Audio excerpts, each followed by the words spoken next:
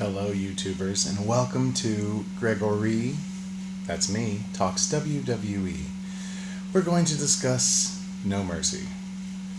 So, unfortunately, No Mercy was a 5 out of 10 on the scale of pay-per-views.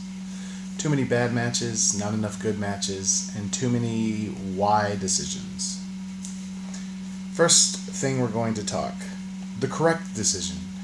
Jason Jordan not beating The Miz for the title. Too soon for Jordan, he's way too green, and he got booed out of the arena as he walked in.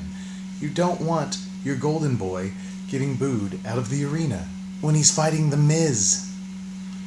He should be getting cheered until the end of time when fighting The Miz. Now, there is nothing wrong with The Miz. He is an amazing wrestler.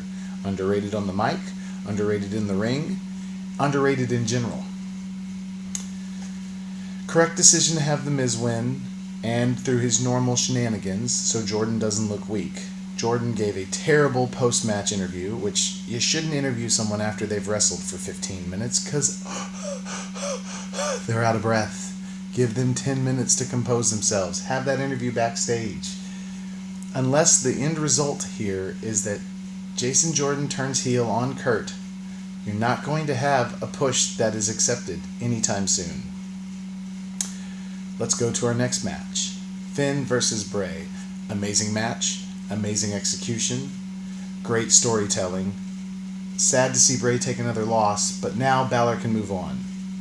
Balor should come straight out and demand a title shot on Monday Night Raw. It's time. He's gone through the things. He's done everything to show you he's healthy. He's not getting any younger. You didn't move him up to not give him back the Fruit Roll-Up title. Now we get to the best match on the card. Sheamus and Cesaro versus half of the Shield. Okay, fine.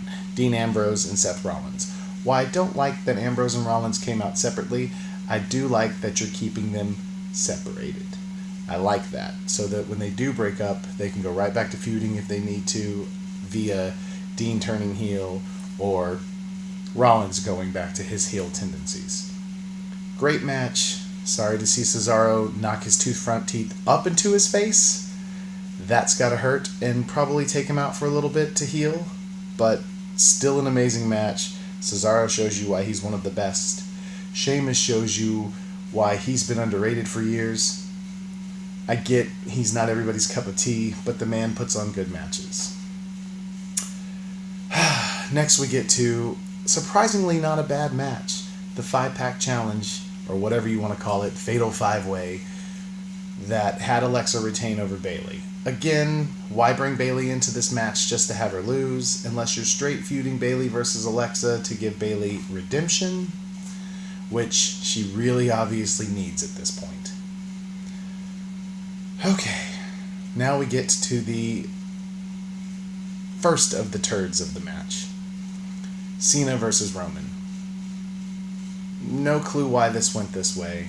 Why you would have basically John Cena's AA become null and void now because Roman survived 5. Again, Roman is a great talent. Not on the microphone, but in the ring he puts on a good match. 9 out of 10 times. This wasn't one of them. This was bland storytelling, rushed, and you can tell it was rushed.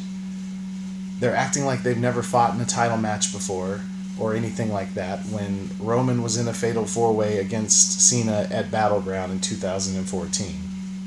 So it's not that it wasn't the first time they fought, because it was the first time they had a singles match, but again, they fought before. Quit making it a bigger deal than it needs to be. And then afterwards, you leave Cena in the ring for 5 minutes to do what?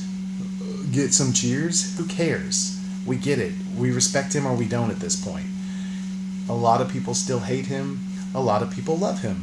That's awesome. That doesn't change the fact that he's been your golden boy for 15 years and you're obviously trying to make Roman your new golden boy. It's not working. Turn him heel or get him out of the WWE for a while. Like, you're going to take Luke Harper, who is a fine character, and retweak him, but you're going to leave Roman Reigns with the Shield's music in the Shield's vest with the same stuff and never change him? Like, this guy deserves better. He's a good wrestler that you're ruining by cramming him down the fans' throats. Okay, enough of that. Now we move on to a fun match. Neville versus Enzo. Anybody who didn't see Enzo winning does not get wrestling. Enzo was going to win because he has so much heat, it makes sense to make him win. Yay! The bad guy has the title. Now everyone that loves him will be happy, and everyone that hates him will not be happy. That sells tickets and puts butts in the seats. If anything, it's going to help 205 a little, because now you can have Enzo lose to anybody, where Neville losing to anybody in that division would look bad for Neville. Now Enzo can lose to Jack Gallagher, or to, God forbid it, Cedric Alexander, and put the title back on someone else that isn't Neville without Neville having to look weak. Enzo looks weak all the time. He's pretty good at it. Just like his sauce. Weak. And finally, the worst match of the night.